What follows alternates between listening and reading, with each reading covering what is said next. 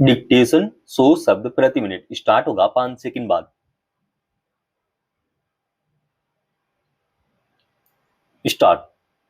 America की ओर से भारत पर 50% शुल्क लगाए जाने के बाद जिस तरह से बातचीत चल रही थी, उम्मीद की जा रही थी कि दोनों देशों के बीच प्रस्तावित व्यापार समझौते को अंजाम तक पहुंचाने से द्विपक्षीय संबंधों में जमी बर्फ पिघल जाएगी। मगर इस समझौते को लेकर अमेरिका जिस तरह की उदासीनता दिखा रहा है, उससे उसकी नीति और नीयत दोनों संदेह के घेरे में है। अमेरिका के वाणिज्य मंत्री का यह कहना विचित्र और तर्कहीन है कि व्यापार वार्ता इसलिए सिरे नहीं चढ़ सकी क्योंकि प्रधानमंत्री नरेंद्र मोदी ने राष्ट्रपति डोनाल्ड ट्रंप को फोन नहीं किया। भारत ने इस पर स्थिति स्पष्ट करते हुए कहा है कि दोनों देशों के शीर्ष नेतृत्व ने पिछले वर्ष 8 अवसरों पर फोन से बातचीत की और इस दौरान द्विपक्षीय संबंधों के विभिन्न पहलुओं पर चर्चा की गई। ऐसे में तस्वीर साफ है कि अमेरिका व्यापार समझौते को आगे बढ़ाने में अपनी नाकामी का ठीकरा भारत पर फोड़ने का प्रयास कर रहा है। इस बात से इनकार नहीं किया जा सकता कि अमेरिका सोची समझी रणनीति के तहत भारत पर दबाव बनाना चाहता है ताकि वह व्यापार समझौते में मनमाने तरीके से अपनी शर्तों को आगे बढ़ा सके। दरअसल पिछले साल 13 फरवरी को व्हाइट हाउस में प्रधानमंत्री नरेंद्र मोदी और राष्ट्रपति डोनाल्ड ट्रंप के बीच हुई बैठक के दौरान द्विपक्षीय व्यापार समझौते पर बातचीत आगे बढ़ाने का निर्णय लिया गया था। दोनों पक्षों के बीच इसको लेकर कई दौर की वार्ता हो चुकी है, मगर अमेरिकी पक्ष परस्पर हितों की बजाय अपने हितों पर ज्यादा जोर देता रहा है। हालांकि भारत यह स्पष्ट कर चुका है कि राष्ट्रहित से किसी तरह का समझौता नहीं किया जाएगा। इसमें दो राय नहीं है कि अमेरिका की ओर से भारत पर 50% शुल्क लगाने की घोषणा भी दबाव की रणनीति का ही हिस्सा था, जो दोनों देशों के रिश्तों में शिथिलता का कारण बना। अब अमेरिका के वाणिज्य मंत्री की ओर से प्रस्तावित व्यापार समझौते के लंबित होने के लिए भारत को जिम्मेदार ठहराने का प्रयास यह दर्शाता है कि अमेरिका जानबूझकर इस ठंडे बस्ते में डालना चाहता है। अमेरिका का यह रुख इसलिए भी सामने आया है क्योंकि भारत परस्पर हितों की अपनी नीति पर पूरी तरह कायम है।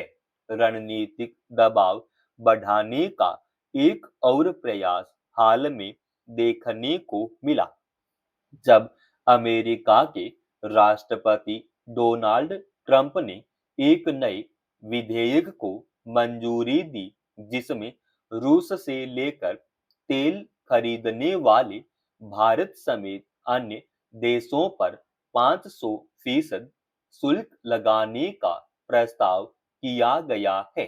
अगर इस विधेयक को संसद की मंजूरी मिल जाती है तो इसका भारत पर खासा असर पड़ सकता है, मगर यह बात भी सच है कि भारत अब अपनी वस्तुओं के निर्यात के लिए दुनिया के दूसरे देशों में वैकल्पिक बाजार तलाशने का पूरी शिद्दत से प्रयास कर रहा है, जो सफल भी हो रहा है। भारत ने पिछले करीब 5 माह में कई देशों के साथ मुक्त व्यापार समझौते किए हैं।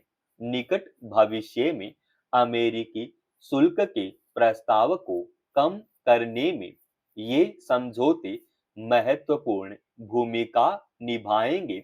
शुल्क के अलावा भारत अमेरिका संबंध कई अन्य मुद्दों पर भी तनावपूर्ण है, जिनमें पिछले साल मई में ट्रंप की ओर से भारत पाकिस्तान संघर्ष को समाप्त करने का दावा किया जाना और वाशिंगटन की नई आव्रजन नीति शामिल है। ऐसे में अमेरिका को यह समझाना होगा कि दबाव की रणनीति के बजाय सहयोग की नीति में ही दोनों देशों के हित निहित हैं। केंद्र और राज्य सरकारों की ओर से सड़क हादसों पर अंकुश लगाने के लिए कई तरह के उपाय लागू किए गए हैं, मगर जमीनी स्तर पर इनके प्रभावी नतीजे नजर नहीं आ रहे हैं। दुर्घटनाओं के आंकड़े कम होने की बजाय बढ़ते जा रहे हैं। पहाड़ी प्रदेशों में तो सड़क हादसों की भयावहता और भी ज्यादा होती है। हिमाचल प्रदेश के सिरमौर जिले में गुरुवार को एक निजी बस के 500 फुट गहरी खाई में गिर जाने से 14 लोगों की मौत हो गई और 52 लोग जख्मी हो गए। हैरत की बात यह है कि इस बस में सिर्फ 39 यात्रियों को ही बिठाने की क्षमता थी। जाहिर है कि बस में क्षमता से अधिक यात्री सवार थे। ऐसे में सवाल है कि क्या हर बार खराब मौसम और सड़कों की भौगोलिक स्थिति को हादसों के लिए जिम्मेदार बताकर आंखें मूंद लेना सही है? इस तरह के हादसों में होने वाली मौत के लिए किसकी जवाबदेही है? क्या सरकार और प्रशासन का दायित्व नहीं है कि यातायात नियमों का कड़ाई से पालन सुनिश्चित किया जाए?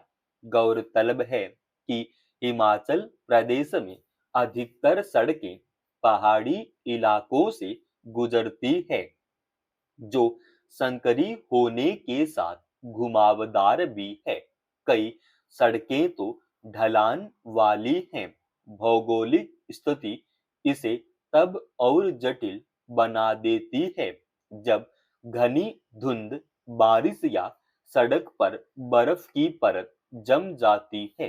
अगर वाहनों में क्षमता से अधिक यात्री सवार हों, तब भी उनके अनियंत्रित होकर दुर्घटनाग्रस्त होने का खतरा बना रहता है।